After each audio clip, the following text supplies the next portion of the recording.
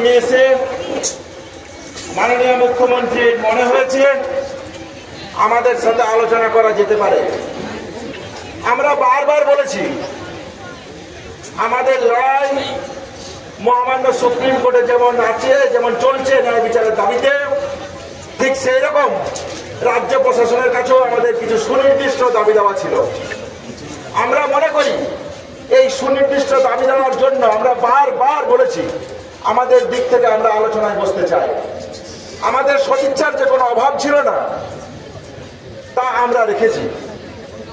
আলোচনার শুরু এবং আলোচনার যে ফলাফল উঠে এসছে সেই জায়গা সম্পর্কে কিছু কথা বলতে চাই।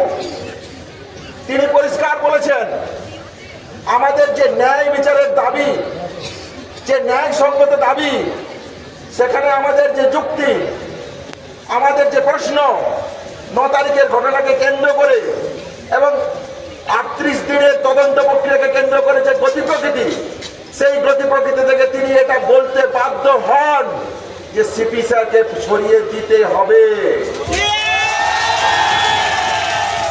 তাহলে এই জয় সাধারণ মানুষ থেকে শুরু করে ডাক্তারি সমাজ, নার্সিং পড়ুয়া, সিস্টার, প্যারামেডিক্যাল ছাত্রছাত্রী সহ এই সমাজের সমগ্র অংশে। আমরা মনে করি তাদের যদি আকুণ্ঠ সমর্থন না থাকতো তাহলে হয়তো আজকে এই জয় আমরা ছিনিয়ে আনতে পারতাম না। তার জন্য সবাইকে ধন্যবাদ। খুব লজ্জাজনক, আমরা যখন তদন্তের গতি প্রকৃতি সম্পর্কে প্রতিটা পয়েন্ট তুলে ধরি, তখন তিনি ডিসি নর্থের প্রসঙ্গে যখন আমরা বলি যে নির্যাতনার বাবা মার যে বক্তব্য, যে তথ্য যখন তুলে ধরি, তিনি তার কাছে মাথা নত করতে বাধ্য হন। সেই জায়গা থেকে ডিসি নর্থকে সরিয়ে দেবেন বলে তিনি প্রতিশ্রুতি দিয়েছিলেন। আজ আমাদের যে স্বাস্থ্য ভবন অভিযানের 5 দিন অতিবাহিত হতে চলেছে, আমরা মনে করেছি, আমরা বলেছি যে এই যে 7 দিন অতিবাহিত হতে চলেছে, আমরা বলেছি যে স্বাস্থ্য ভবন কি পরিমাণ দুর্নীতির জায়গা, দুর্নীতির চক্র। কে এই সন্দীপ ঘোষ, যে কার এই বাড়বাড়ন্ত, কিসের জন্য, কিসের দাবিতে, সেই জায়গা আমরা দেখেছি। রিনোভেশন, রিকনস্ট্রাকশন কার অর্ডারে, কিসের ভিত্তিতে, সেই জায়গাও আমরা রেখেছি। ডিএমই ডিএসএইচ স্যারকে তিনি সরিয়ে দেবেন বলেছেন। এটাও আন্দোলনের যেমন একটা জয় হিসেবে আমরা দেখি, ঠিক সেরকম আমরা প্যারালাল সাথে সাথে প্রশ্ন তুলেছি কেন প্রিন্সিপাল সেক্রেটারি নয়, তার ওই রিনোভেশন রিকনস্ট্রাকশনে কার সাইন ছিল, তিনি কি, কেন তিনি এই জায়গা থেকে অপসারিত হবেন না, সেই জায়গাও আমরা তুলে এনেছি। পাশাপাশি তিনি বলেছেন আমাকে এই জন্য একটু সময় দিতে হবে।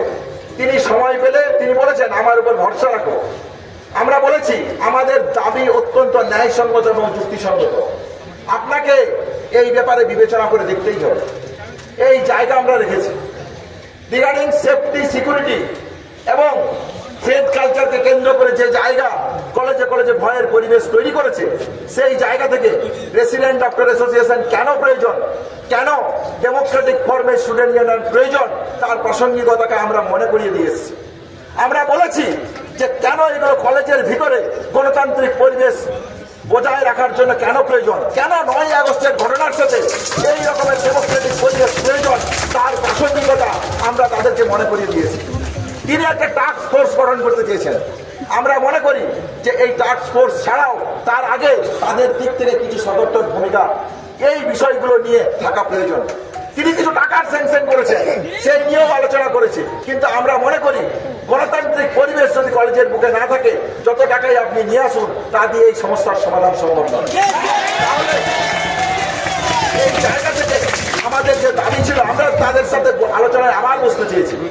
কেন আমরা মনে করি রোগী কল্যাণ সমিতির মতন জায়গা যেগুলো কলেজের বুকে দুর্নীতির আতুড়ঘর, কেন ডেমোক্রেটিক স্টুডেন্ট ইউনিয়ন দরকার, কেন রেসিডেন্ট ডক্টর অ্যাসোসিয়েশন দরকার, এই যে কলেজে কলেজে থ্রেড কালচারের যে পরিবেশ তৈরি হয়েছিল, যে ভয় ভীতির পরিবেশ তৈরি হয়েছিল, সেই ভয় ভীতির পরিবেশকে সংরক্ষণ করা কেন প্রয়োজন, সেই প্রাসঙ্গিকতাও আমরা মনে করিয়ে দিয়েছি।